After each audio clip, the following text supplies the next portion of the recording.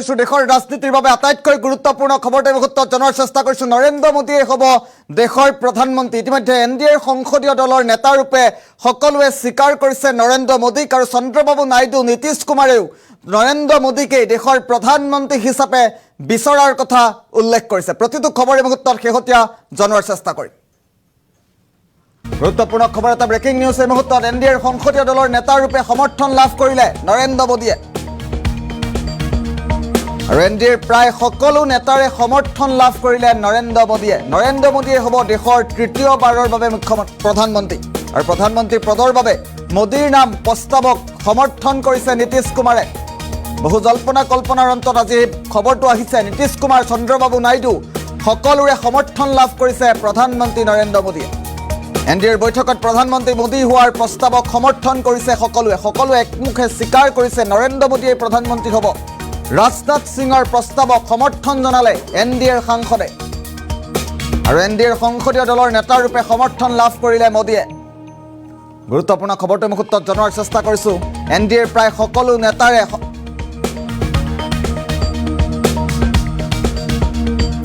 আৰু মোদীৰ পদৰ বাবে, প্ৰধানমন্ত্ৰী পদৰ বাবে মোদীৰ নাম প্ৰস্তাৱক সমৰ্থন জনাইছে নীতিশ কুমাৰে। সমান্তৰালভাৱে সমৰ্থন জনাইছে চন্দ্ৰবাবু নাইডুৱে।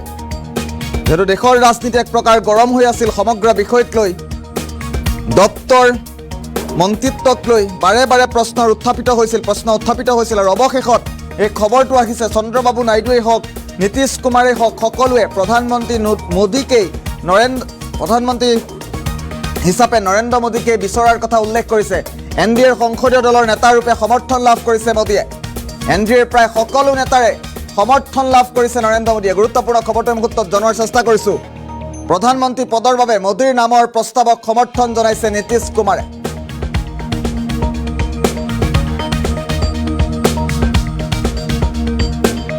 নীতিশ কুমাৰ, চন্দ্ৰবাবু নাইডুৱে সকলোৱে সমৰ্থন জনাইছে প্ৰধানমন্ত্ৰী নৰেন্দ্ৰ মোদীক, আমি ইতিমধ্যে উল্লেখ কৰিছো। আৰু মোদীক সমৰ্থন জনোৱাৰ পাছতে এতিয়া সংসদত প্ৰধানমন্ত্ৰীগৰাকীয়ে নিজৰ মনোভাৱ ব্যক্ত কৰিছে। আমি পোনে পোনে প্ৰধানমন্ত্ৰীগৰাকীৰ মন্তব্যৰ মাজলৈ লৈ যোৱাৰ চেষ্টা কৰিম। विश्लेषण करेंगे तो देखेंगे कि एनडीए का जो लोग दिखते हैं ना, उसमें एक कॉमन चीज नजर आती है, और वो है गुड गवर्नेंस। इन सब ने अपने अपने समय में, अपने अपने कार्यकाल में जब जब जहां सेवा करने का मौका मिला है, गुड इस देश को दिया है। और इस प्रकार से एनडीए एक प्रकार से, एनडीए कहते ही गुड गवर्नेंस ये अपने आप पर्यायवाची बन जाता है। साथियों, हम लोगों के सभी के कार्यकाल में, चाहे मैं गुजरात में रहा हूं या बाबू हमारे आंध्र में रहे हो, या नीतीश जी ने के लिए भरपूर सेवा की हो, हम सब के अंदर केंद्र बिंदु में गरीब का कल्याण केंद्रस्थ रहा है।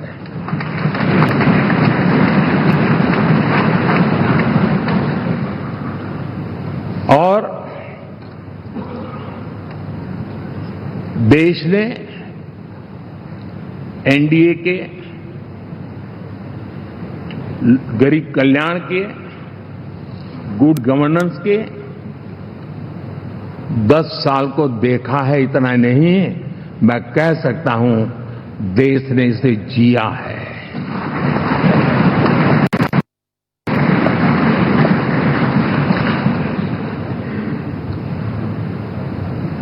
जनता जनार्दन ने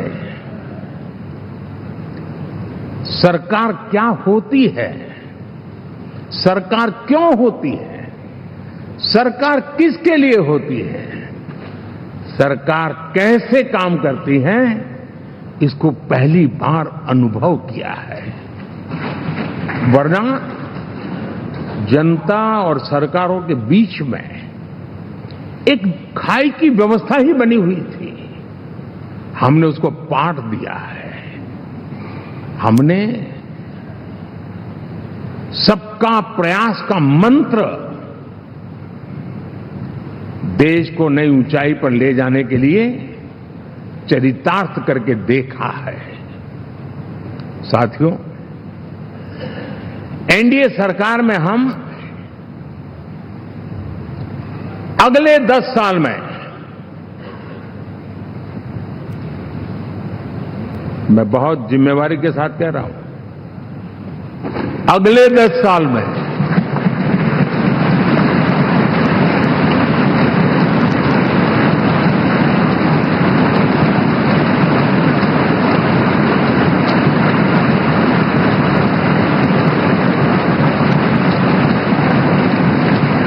गुड गवर्नेंस,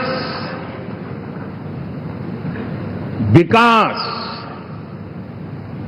नागरिकों के जीवन में क्वालिटी ऑफ लाइफ, और मेरा व्यक्तिगत रूप से एक बहुत बड़ा ड्रीम है,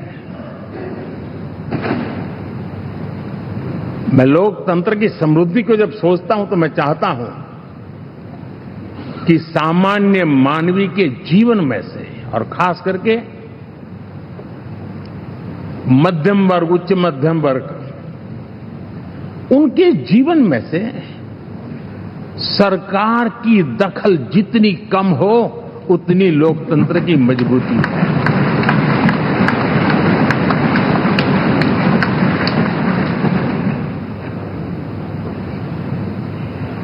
और आज के टेक्नोलॉजी के युग में बहुत आसानी से हम, वरना एक दिन में 10 काम हो तो 10 अलग अलग वो सारी चीजें मांगेंगे। हम बदलाव चाहते हैं। गुड गवर्नेंस का ये भी एक महत्वपूर्ण पहलू है। लेकिन हम विकास का नया अध्याय लिखेंगे, गुड गवर्नेंस का नया अध्याय लिखेंगे, जनता जनार्दन की भागीदारी का नया अध्याय लिखेंगे, और सब मिलकर के विकसित भारत के सपने को साकार करके रहेंगे।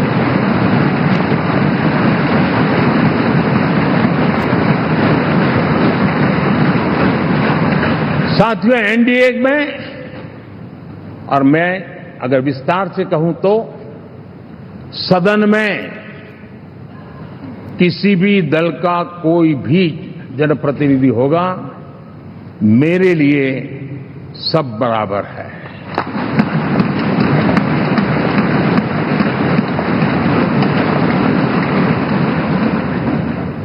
जब मैं सबका प्रयास की बात करता हूं तो मैं सदन में भी, चाहे वो लोकसभा हो या राज्यसभा हो, हमारे लिए सब बराबर है। और यही एक भाव है जिसके कारण 30 साल से एनडीए अलायंस मजबूती के साथ आगे बढ़ा है। अपना पराया कुछ नहीं है।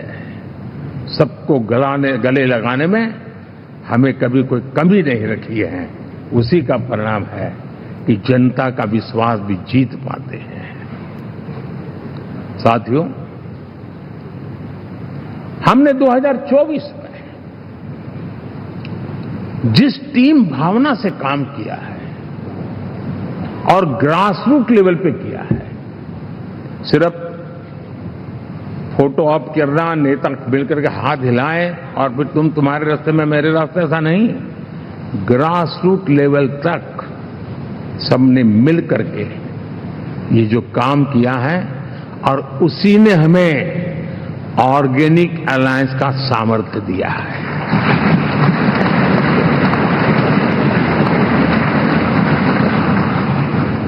एक दूसरे का सहयोग किया है। हर किसी ने यही सोचा, जहां कम वहां हम। अगर कोई कमी है तो मैं आऊंगा, मैं मेहनत करूंगा, लेकिन तुम्हें कमी नहीं रहने दूंगा। जहां कम वहां हम, ये हर कार्यकर्ता ने जी करके दिखाया है, और तभी तो जीत आती है। साथियों, कभी कभी मैं कह सकता हूं कि हमारा 10 साल का अनुभव है, भारत के हर क्षेत्र का और भारत के हर नागरिक का जो एस्पिरेशंस हैं, रीजनल एस्पिरेशंस हैं, वे और नेशनल एस्पिरेशंस इसका एक अटूट नाता होना चाहिए। इसके बीच में हवा तक गुजर न सके इतना जुड़ाव होना चाहिए, तब देश आगे बढ़ता है।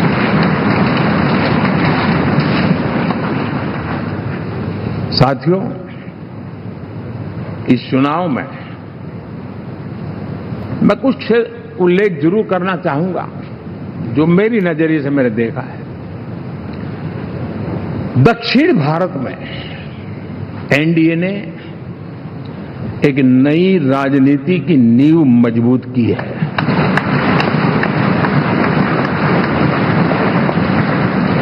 अब देखिए कर्नाटक एंड तेलंगाना,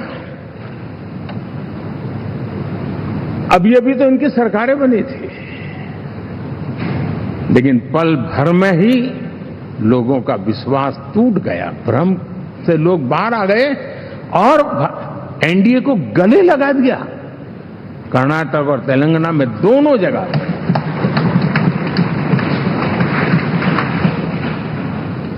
साथियों, तमिलनाडु, मैं तमिलनाडु की टीम को भी बधाई देना चाहूंगा। और वहां हमारा एनडीए समूह बहुत बड़ा भी है और कईयों को पता था कि हम एक साथ एक सीट नहीं लड़ा पाएंगे, लेकिन इस लड़ाई में हम साथ रहेंगे। और मैंने बहुत से एनडीए के साथी तमिलनाडु में ऐसे हैं कि जिनका कोई उम्मीदवार नहीं था, लेकिन इस झंडे को ऊंचा रखने के लिए वो जी जान से जुटे थे। और इसलिए आज तमिलनाडु में भले हम सीट नहीं जीत पाए, लेकिन जिस तेजी से एनडीए का वोट शेयर बढ़ा है, वो साफ साफ संदेश दे रहा है कल में क्या लिखा हुआ है।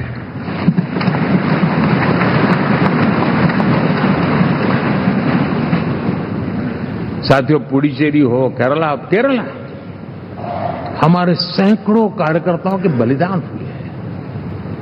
यूडीएफ हो या एलडीएफ हो, शायद हिंदुस्तान के राजनीतिक जीवन में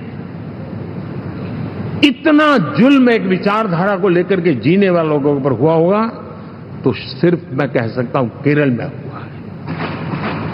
जम्मू कश्मीर से भी ज्यादा हुआ है। उसके बावजूद भी सामने कहीं विजय नजर नहीं आता था। उन्होंने परिश्रम की पराकाष्ठा में कभी पीछे नहीं रहे, पीढ़ियां खपा दी। और आज पहली बार संसद में केरल से हमारा प्रतिनिधि बन के आया।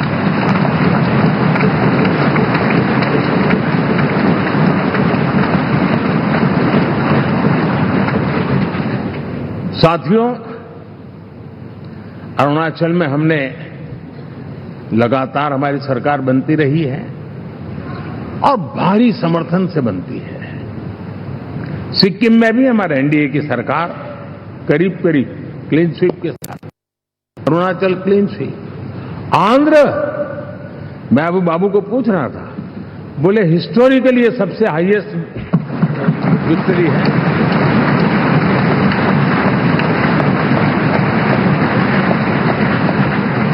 और ये जो यहां दिखता है ना पवन, ये पवन नहीं, ये आंधी है।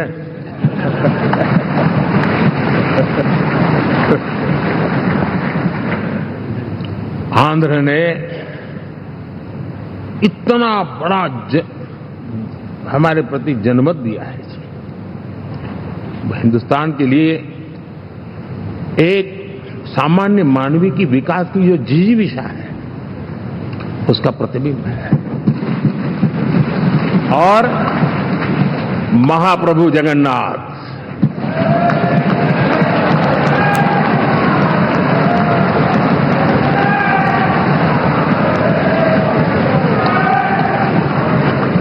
और मैंने अनुभव किया हमेशा, मैं हमेशा मानता हूं ईश्वर के अनेक रूप होते हैं, लेकिन जब मैं भगवान महाप्रभु जगन्नाथ जी को याद करता हूं तो मैं हमेशा मानता हूं ये गरीबों के देवता है।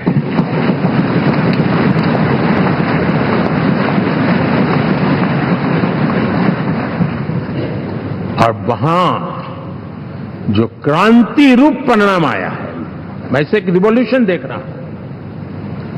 और मैं इसके साथ कह सकता हूं कि विकसित भारत का हमारा जो सपना है, आने वाले 25 वर्ष, पहले मैंने 10 साल कहा था, यहां मैं 25 साल कह रहा हूं, आने वाले 25 साल महाप्रभु जगन्नाथ जी की कृपा से उड़ीसा देश की विकास यात्रा के ग्रोथ इंजन पैकी एक होगा।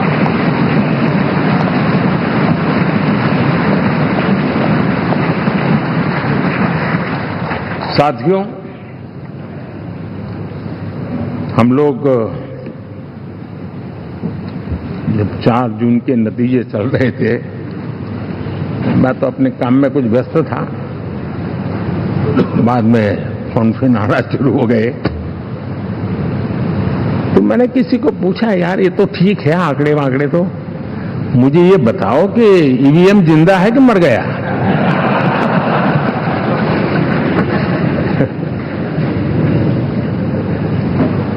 क्योंकि ये लोग तय करके बैठे थे कि भारत के लोकतंत्र और लोकतंत्र की प्रक्रिया के प्रति विश्वास ही लोगों का उठ जाए, और लगातार ईवीएम को गाली देना।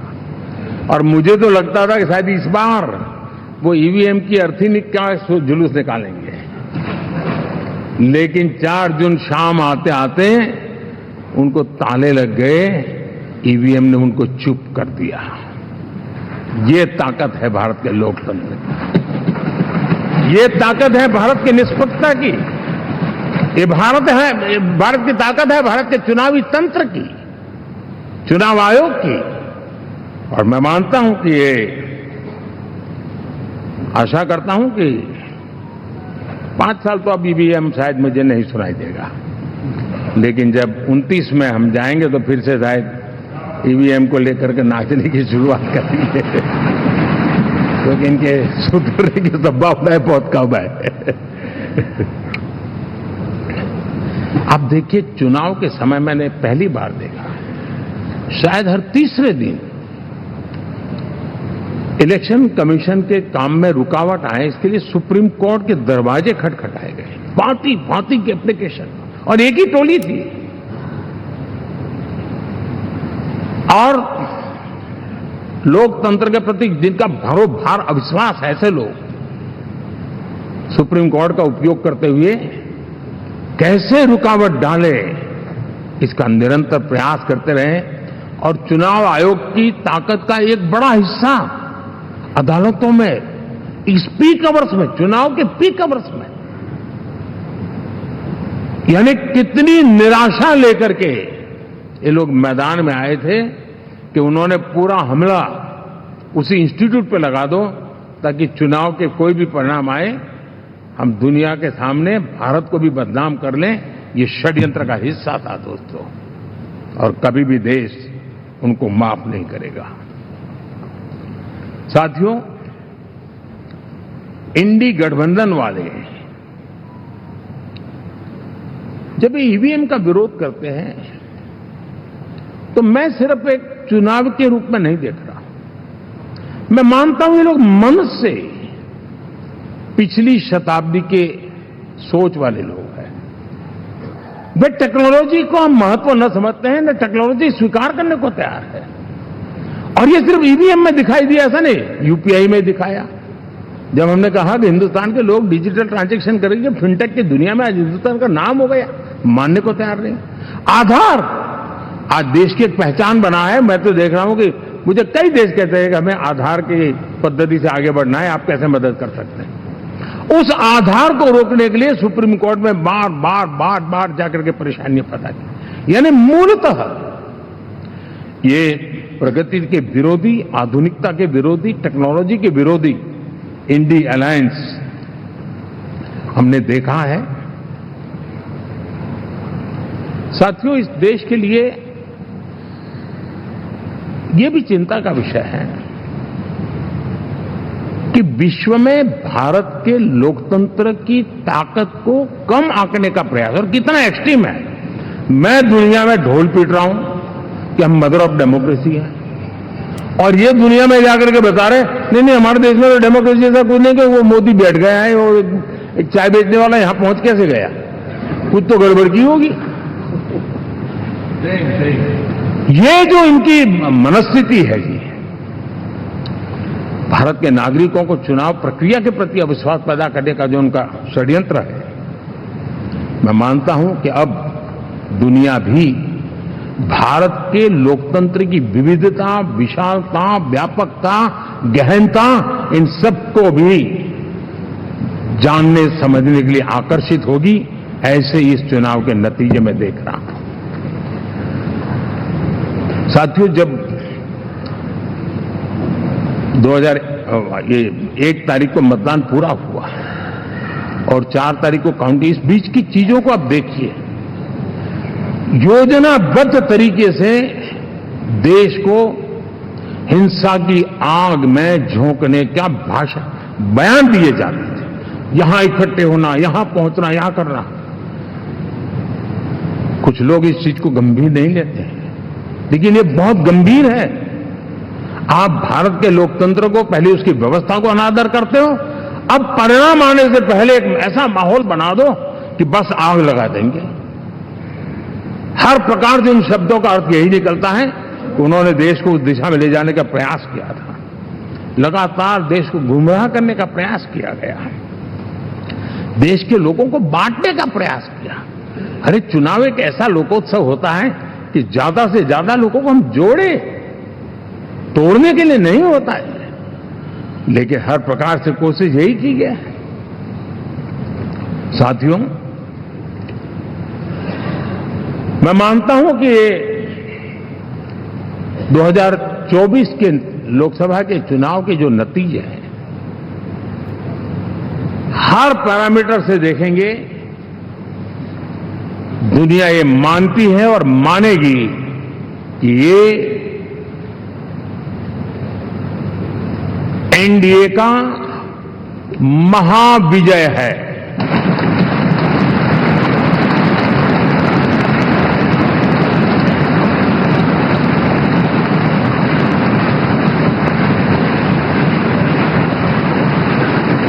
और आपने देखा 2 दिन कैसा चला, जैसे हम तो हार चुके हैं, गए। सब चारों तरफ यही दिखता था, क्योंकि उनको अपने कार्यकर्ताओं का मोरल हाई करने के लिए ऐसे काल्पनिक परेड ये करने पड़ रहे हैं। और साथियों, गठबंधन के इतिहास में अगर आंकड़ों के हिसाब से देखें तो ये सबसे मजबूत गठबंधन की सरकार है।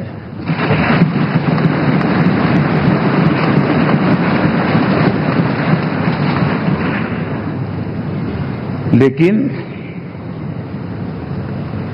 कोशिश ये की गई कि इस विजय को स्वीकार न करना, उसको पराजय के छाया में डुबो कर रखना। लेकिन उसकी ऐसी चीजों की बाल मृत्यु हो जाती है, और हो भी गई। लेकिन देशवासी जानते हैं कि न हम हारे थे, न हम हारे हैं।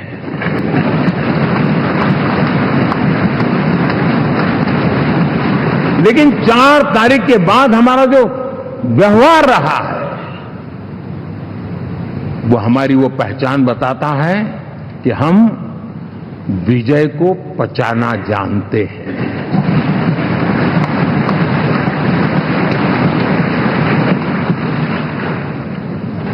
हमारे संस्कार ऐसे हैं कि विजय की गोद में उन्माद पैदा नहीं होता है, और न ही पराजित लोगों के प्रति उपहास करने के हमारे संस्कार है। हम विजय को भी पचाते हैं और पराजित का भी उपहास करने की विकृति हम नहीं पालते हैं। हमारे संस्कार है।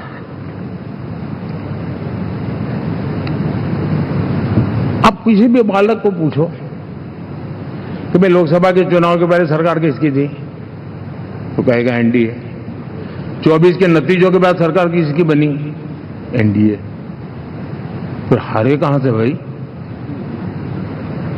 पहले भी एनडीए थी, आज भी एनडीए और कल भी एनडीए है।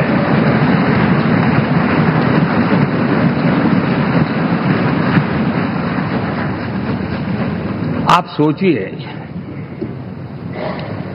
10 साल बाद भी कांग्रेस 100 के आंकड़े को नहीं छू पाई।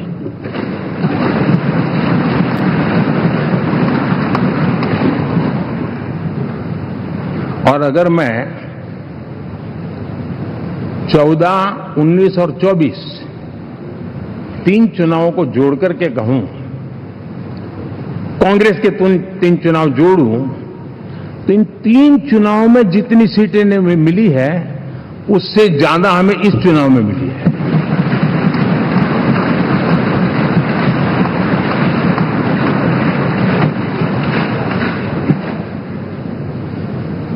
और मैं साफ देख रहा हूं साथियों, एनडीए वालों को अंदाज नहीं है, वे धीरे धीरे पहले तो डूब रहे थे, अब तेज गति से ये गर्त में जाने वाले हैं।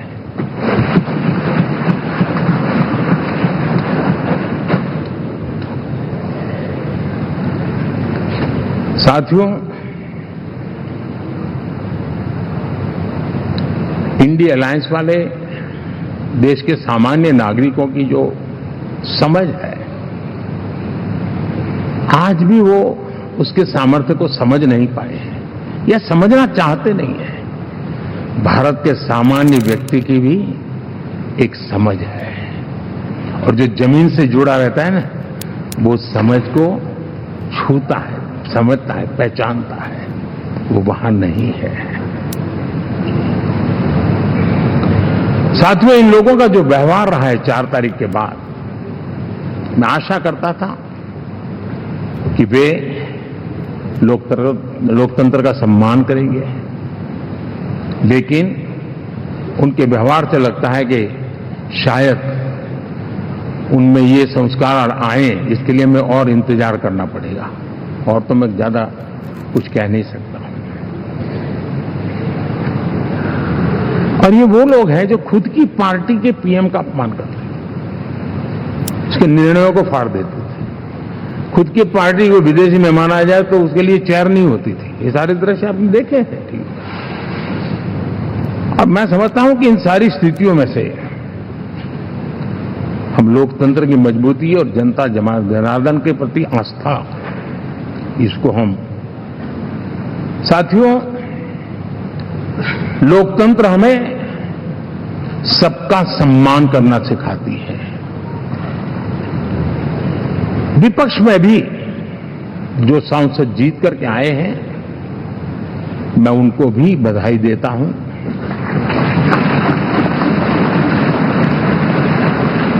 और मैं पिछले 10 वर्ष में एक चीज मिस कर रहा था कि debate, participation, quality of debate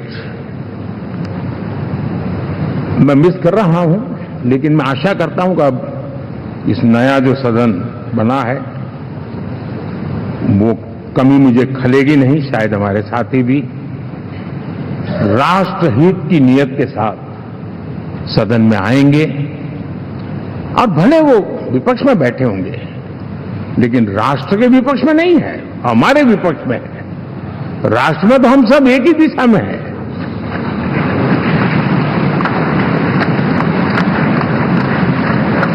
राष्ट्र में हमारा कोई पक्ष विपक्ष नहीं है। राष्ट्र में तो हम 140 करोड़ है। और मैं आशा करता हूं कि वो राष्ट्र हित की भावना को लेकर के सदन में आएंगे और सदन को समृद्धि देने में वे कुछ न कुछ योगदान करेंगे। साथियों, 24 का जनादेश एक बात को बार बार मजबूती दे रहा है, बार बार मजबूती दे रहा है कि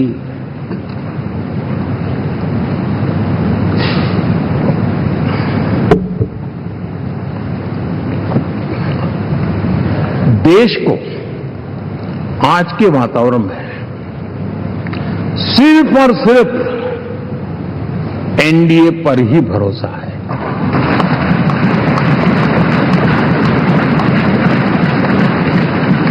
और जब इतना अटूट विश्वास है, इतना भरोसा है, तो स्वाभाविक है देश की अपेक्षाएं भी बढ़ेगी। और मैं इसे अच्छा मानता हूं और हम सबका कर्तव्य भी मानता हूं। और इन अपेक्षाओं को पूर्ण करने के लिए, और मैंने पहले भी कहा था कि जो 10 वर्ष हमने काम किया है वो तो ट्रेलर है।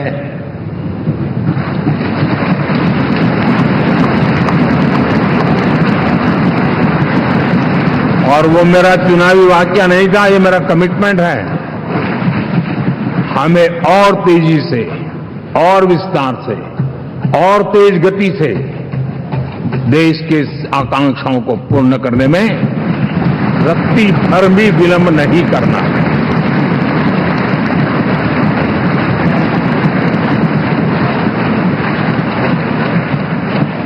जनता जनार्दन चाहती है हम पहले से ज्यादा डिलीवर करें।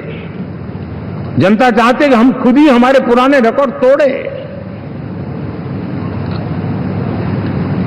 और मैं साथियों एक तरफ एनडीए रखूं, दूसरी तरफ भारत के लोगों के सपने और संकल्पों को रखूं, तो मैं कहूंगा NDA, new India, develop India, aspirational India.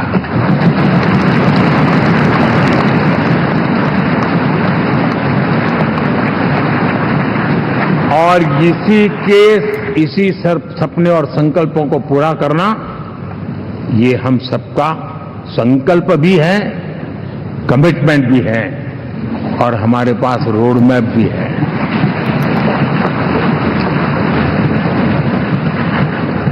साथियों, एनडीए ने हमेशा करप्शन फ्री, रिफॉर्म ओरिएंटेड, स्थिर सरकार देश को दी है। जब जब हमें अवसर मिला हम लोगों ने काम किया है।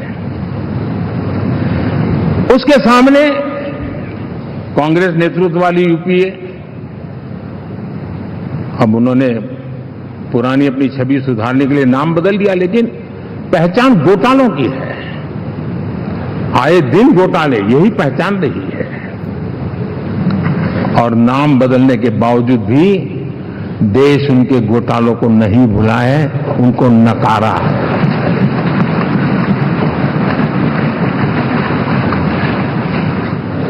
और मैं कह सकता हूं साथियों, इंडी अलायंस वालों ने एक व्यक्ति का अपोज करने के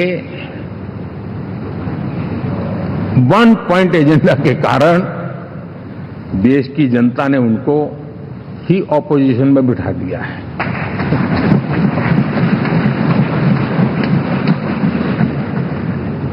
एनडीए विकसित भारत, इस संकल्प को लेकर के चुनाव में गया था। देश के लिए सकारात्मक सोच को लेकर के गया था। देश की युवा शक्ति के सामर्थ्य को समझ करके नए अवसरों को लेकर के देश को आगे बढ़ने की बात लेकर के गया था। जबकि हमारे सामने जो लोग थे वो भ्रम फैलाना, झूठ फैलाना, यही गुमराह करने वाले काम यही करते रहे थे। अब एनडीए और उनका देखें, इवन नामांकन में जाएंगे तो भी आपको देखेगा उनका चुनाव प्रचार, उनका नामांकन, हम लोगों का एक एक दृश्य देख लीजिए और उनका एक एक दृश्य देखिए, कितना बड़ा अंतर है। हर चीज में उनका कैरेक्टर दिखाई देता है। और क्या रहा, फोटो ऑप के लिए तो उन्होंने अलायंस घोषित कर दिया है, लेकिन कितने ही राज्यों में वो आपस में लड़ते रहे हैं, चुनावी जंग में एक दूसरे की पीठ में छुरा भोंकते रहे हैं। कभी उन्होंने कहा कि ये तो हमारा वैचारिक अलायंस है, वो विचार लेवल पर ठीक है, बाकी नीचे तो हमारा अपना हम तैयार करेंगे। और अब फिर उन्होंने कहा कि भाई हम तो सीट के आधार पर अलायंस करेंगे, टोटल न भी करें, ये भी खेल खेला। और अभी अभी तो चुनाव पूरा शुरू कर दिया कि ये तो हमारा अलायंस लोकसभा के चुनाव के लिए ही था, बाद में नहीं है, ये भी शुरू कर दिया। यानी मैंने बहुत पहले कहा था कि आप देख लेना 4 जून के बाद बिखराव शुरू हो जाएगा, और वो शुरू हो चुका है। इसका मतलब ये हुआ कि वो सिर्फ और सिर्फ सत्ता सुख के लिए एक दूसरे का साथ देने की कोशिश करते थे, लेकिन उनमें उनका अगर स्वार्थ निश्चित होता तो साथ देना, वरना नहीं देना, ये कैरेक्टर था। साथियों, ये लोग कितने ही बड़े झूठे बोलते रहे हैं, और आप देखिए चुनाव के समय